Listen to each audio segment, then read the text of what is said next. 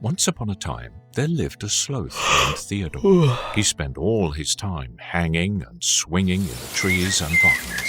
He never felt like doing anything, and food just jumped right into his mouth. His life was comfy and easy, but it lacked some thrill. Bored to death, Theodore decided to go to the rainforest fairy and ask her to turn him into a superhero.